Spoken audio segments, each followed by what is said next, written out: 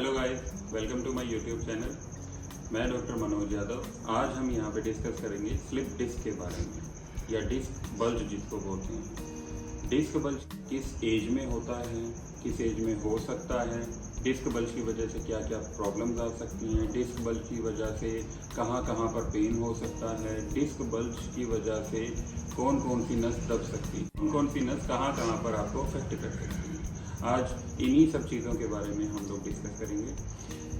सबसे पहले मैं आपको बताना चाहूँगा गाइस कि डिस्क प्रॉब्लम होती क्या है। डिस्क प्रॉब्लम जब हमें कभी भी किसी भी इंसान को, किसी भी पेशेंट को एक्यूट पेन होने लग जाए, अचानक से कोई दर्द होने लगे आपकी बैक में काफ़ी ज़्यादा स्टिफनेस होने लगे, बहुत ही ज़्यादा पेन होने लगे, उस प्रॉब्लम को हम डिस्क प्रॉब्लम बोलते हैं। जिसकी वजह से क्या हो सकता है कि आपके पूरे पैर में एकदम से झंझनाहट हो सकती है, करंट जैसे लगता है ऐसा आपको महसूस हो सकता है, आपके पैरों में सूनापन आ सकता है।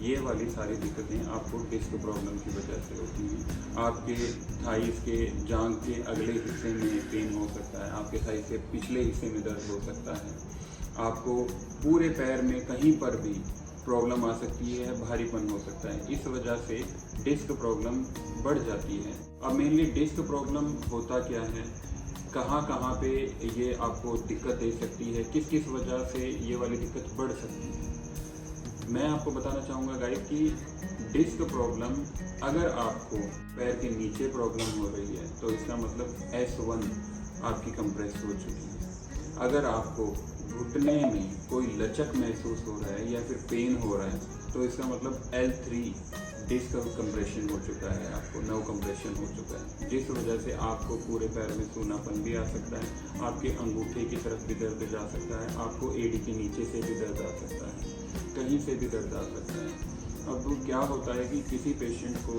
अगर मान लीजिए डिस्क प्रॉब्लम हो जाती है तो कैसे डायग्नोज करेंगे कि डिस्क प्रॉब्लम हो गई है पेशेंट को।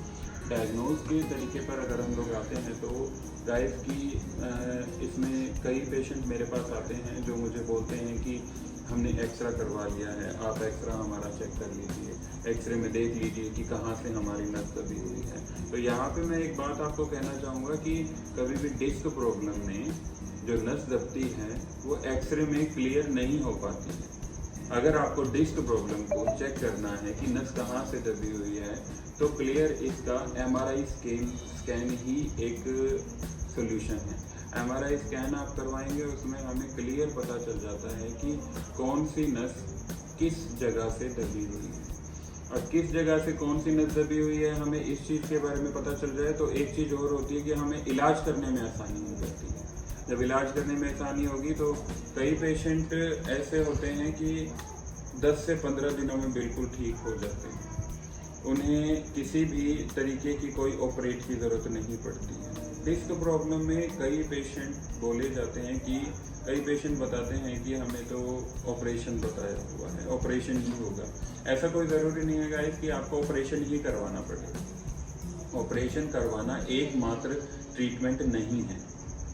हाँ, अगर आप डिस्क प्रॉब्लम आपकी शुरुआती फेज में है, स्टार्टिंग सिम्टम्स के अंदर है, कोई नस आपकी दबी हुई है तो उसमें आपको फिजियोथेरेपी आप एक ऑप्शन ले सकते हैं। अगर आप फिजियोथेरेपी करवाते हैं तो भी आपको आराम हो जाएगा। फिजियोथेरेपी के साथ साथ में कुछ मेडिकेशंस का भी आप कोर्स चला सकते हैं। मेडिकेशन के कोर्स के अंदर आप एक चीज़ रख सकते हैं कि आप लो लेवल के स्टेरॉइड्स यूज़ कर सकते हैं, इंजेक्शन यूज़ कर सकते हैं, हाई क्वालिटी का कोई पेन किलर यूज़ कर सकते हैं। साथ में ही न्यूरोपैथी कुछ पेन किलर्स होते हैं जो जब हमारी नस दब जाती है तब दिए जाते हैं। तो गाइस जब डिस्क प्रॉब्लम होती है तो उसके अंदर सबसे पहले आपके बटक पॉइंट की तरफ से आपको पेन होने लगेगा। पेन होने की वजह से झंझनाहट महसूस हो सकती है, झंझनाहट महसूस हो सकती है, साथ में आपको सूनापन भी महसूस हो सकता है। अब इस सूनेपन की वजह से आपको खड़े होने में भी दिक्कत आ सकती है, आपको चलने फिरने में प्रॉब्लम हो सकती है, आपको लेटने में भी दिक्कत आ सकती है, आपको खड़े होने में, बैठने में, हर तरीके में दिक्कत आने लग जाएगी। डिस्क प्रॉब्लम स्पेशली अगर बात की जाए तो डिस्क प्रॉब्लम की वजह से हमारी काफ़ी सारी नसों को प्रॉब्लम्स आ सकती है। जैसे कई पेशेंट को देखा गया है कि आपको जो बाथरूम वाला हिस्सा होता है हमारा, लैट्रिन वाला हिस्सा होता है, अगर वहाँ पर भी कोई प्रॉब्लम हो जाए नस की तो उन लैट्रिन बाथरूम में भी प्रॉब्लम आने लग जाती है। जैसे कि यूरिनेट अगर आप कर रहे हो, यूरिन अगर कर रहे हैं तो यूरिन को पास होने में प्रॉब्लम हो सकती है, या तो रुक रुक के आएगा आपका बाथरूम, या फिर आपको शुरुआत में टाइम बहुत ज़्यादा लगने वाला है, या फिर आपको अगर हम लैट्रिन की बात करें तो आपको कब्जी भी रह सकती है। इन सभी दिक्कतों की वजह से ये नस की ही मेनली प्रॉब्लम होती है।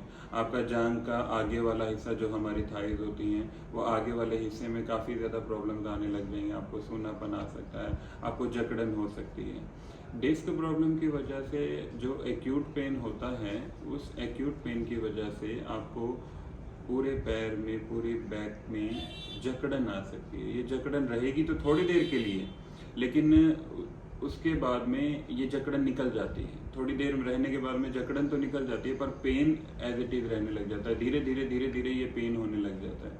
अगर फर्स्ट टाइम किसी का डिस्क स्लिप हुआ है तो उसको एक बार एक्यूट पेन होगा, कुछ टाइम के बाद में वो नॉर्मल हो जाएगा। लेकिन धीरे धीरे अगर वो रूटीन में अपना काम करता रहता है, डेली रूटीन के जो भी काम करता है, उसको दिक्कत आने लग जाएगी। डिस्क प्रॉब्लम का एक यही साइड इफेक्ट है कि आप डेली रूटीन का कोई भी काम सही ढंग से नहीं कर पाएंगे। अगर आपको झुकने का काम है तो वो आप नहीं कर पाएंगे। अगर आपको सीढ़ियाँ चढ़ने का काम है तो वो भी आप नहीं कर पाएंगे। इस वजह से आप कभी भी गिर सकते हैं। तो डिस्क प्रॉब्लम के अंदर मेन बात होती है, मेन प्रॉब्लम जो आती है वो होती है आपकी नस की। अगर आपकी नस बिल्कुल ठीक है तो आप सभी काम कर सकते हो। अगर आपकी नस ही ठीक नहीं है, नस के अंदर ब्लड का सर्कुलेशन सही नहीं है, तो सूनापन, पेन, ये सारी दिक्कतें आपको घेर लेंगी। इन सभी दिक्कतों को दूर करने के लिए काफ़ी सारी मेडिकेशन होती हैं, काफ़ी सारी एक्सरसाइज होती हैं, काफ़ी सारे इंजेक्शन भी यूज़ किए जाते हैं। अलग अलग डॉक्टर्स, अलग अलग इलाज, सबका अलग अलग होता है। कई पेशेंट्स के बारे में देखा जाता है कि सर्जरी भी की जाती है, लेकिन सर्जरी का क्या है कि एक लिमिट होती है। दो भाग में हम इस ट्रीटमेंट को पूरे को डिवाइड कर सकते हैं। एक भाग होता है कि जब हमें प्रॉब्लम आती है, दूसरा भाग होता है कि हम उस प्रॉब्लम को सर्जरी से ठीक कर सकते हैं। लेकिन पहले भाग से दूसरे भाग में जाने के लिए जो बीच का स्पेस होता है, उसमें काफ़ी सारे हमारे ट्रीटमेंट आ जाते हैं। लाइक फिजियोथेरेपी हो गई, आपकी एक्सरसाइज होगी, आपकी मेडिकेशन होगी, आपकी इंजेक्शन होगी। कई पेशेंट ऐसा देखा गया है कि दूसरे भाग में सर्जरी में जाने से पहले ही फिजियोथेरेपी, मेडिकेशन, एक्सरसाइज और इंजेक्शन की वजह से बिल्कुल ठीक हो जाते हैं। जब वो बिल्कुल ठीक हो जाते हैं तो उनको सर्जरी करवाने की ज़रूरत नहीं रहती। पर मैं यहाँ पे ये बात नहीं कह रहा हूँ आपको कि सर्जरी बिल्कुल ही नहीं करवानी है। कुछ पेशेंट होते हैं जिनको बहुत ही गंभीर समस्या हो जाती है डिस्क प्रॉब्लम की वजह से, उनको फिर सर्जरी के अलावा कोई और ट्रीटमेंट नहीं बचता है। सर्जरी होने के बाद भी कई पेशेंट्स को प्रॉब्लम आती है, उसके बाद में भी एक्सरसाइज वगैरह, फिजियोथेरेपी, मेडिकेशंस, इन चीज़ों पर रखा जाता है। मैं आपको यही कहना चाहूँगा कि आप सर्जरी से अच्छा पहले अपने किसी भी अच्छे डॉक्टर से सलाह लीजिए, उनसे मिलिए। आपकी जो MRI है वो MRI आप डॉक्टर्स को दिखाइए। एक्सरे में कभी भी नसों का नहीं आता, ये मैं आपको पहले बता चुका हूँ। MRI करवाइए, MRI में एक एक प्रॉब्लम आपको क्लियर हो जाएगी कि कौन सी नस कहाँ से दबी हुई है। इन चीज़ों को क्लियर आउट होने के बाद में इलाज बहुत आसानी से हो जाता है। अगर यही चीज़ें क्लियर नहीं होंगी, स्पेसिफिक चीज़ें होती हैं, फर्स्ट ट्रीटमेंट यही है कि आपको डायग्नोज करना आना चाहिए। आपका डायग्नोज अगर सही ढंग से हो जाता है तो आपका इलाज भी अच्छे से हो जाएगा। आप कभी भी सर्जरी के लिए डायरेक्ट मत जाइए कि मुझे सर्जरी करवानी है। अगर आपको डिस्क प्रॉब्लम है तो फर्स्टली प्रेफरेंस मैं आपको ये दूंगा कि आप सबसे पहले MRI कराएं। MRI के बाद में अपने किसी अच्छे डॉक्टर को दिखाएं। डॉक्टर आपको सलाह देगा कि आपको क्या मेडिकेशन, क्या एक्सरसाइज या क्या फिजियोथेरेपी यूज़ करनी चाहिए, इनकी सेवाएं लेनी चाहिए। अगर आपको डॉक्टर ये प्रेस्क्राइब करता है तो पहले आप डॉक्टर के अकॉर्डिंग काम कीजिए। अगर आपको डॉक्टर ये प्रेस्क्राइब नहीं करता है तो आप सर्जरी के लिए डायरेक्ट जा सकते हैं, वो भी डॉक्टर के प्रेस्क्रिप्शन के साथ में। अदरवाइज आपको प्रॉब्लम्स बढ़ सकती हैं। एक्यूट पेन हो सकता है, बैक पेन हो सकता है, जकड़न हो सकती है, काफ़ी प्रॉब्लम्स हो जाती हैं। इसमें एक्सरसाइज बहुत ही ज़्यादा महत्वपूर्ण है। आप एक्सरसाइज पर रूटीन दीजिए। कई पेशेंट का लाइफस्टाइल बहुत ही ज़्यादा बेकार होता है। बेकार कहने का मतलब कि सिडेंट्री लाइफस्टाइल होता है। जो पेशेंट सारा दिन बैठे रहते हैं, जो इंसान ज़्यादातर बैठने का जिसका काम है, जो खड़ा नहीं हो पाता है, जो चल नहीं पा सकता है, 2-3 मिनट के लिए भी नहीं घूम सकता है, उसको बैक प्रॉब्लम आएगी ही आएगी। आजकल अगर देखा जाए तो 10 में से 8 पेशेंट को डिस्क प्रॉब्लम के सिम्टम्स होते हैं। हर किसी को ये प्रॉब्लम्स होती हैं। डिस्क प्रॉब्लम्स के अंदर आपको, अगर कोई इंसान तंबाकू खाता है, बीड़ी सिगरेट पीता है, तो वो भी अफेक्ट आपकी डिस्क प्रॉब्लम में करती है, क्योंकि डिस्क का जो न्यूट्रिशन होता है वो न्यूट्रिशन आपके, जो इंसान बीड़ी या सिगरेट पीता है उसके धुएं से अफेक्ट करता है। डिस्क का न्यूट्रिशन धुएं से अफेक्ट होता है। धुएं से अफेक्ट हो गया डिस्क का न्यूट्रिशन, तो फिर डिस्क प्रॉब्लम होने में आपको ज़्यादा टाइम नहीं लगेगा। तो इसीलिए आप अपना वेट कम रखिए। आपको जो जो चीज़ें ध्यान में रखनी चाहिए वो चीज़ें मैं आपको बताता हूँ। एक, वेट कम कीजिए, रूटीन में एक्सरसाइज कीजिए, कम से कम आप 500 से 700 मीटर डेली चलिए। इतना आप चलेंगे, आपको डिस्क प्रॉब्लम नहीं आएगी, आपको सूनापन नहीं होगा, आपका ब्लड सर्कुलेशन होके रहेगा, आपको कोई भी दिक्कत नहीं आएगी। बस आज के लिए मैं आपको यही कहना चाहूँगा कि अगर डिस्क प्रॉब्लम किसी को हो जाती है तो आप अपने किसी भी अच्छे डॉक्टर से मिलिए, सलाह मशवरा लीजिए, MRI शो कीजिए। MRI के बाद में जो ट्रीटमेंट आपको वो सजेस्ट करते हैं उन पर ध्यान दीजिए। धन्यवाद।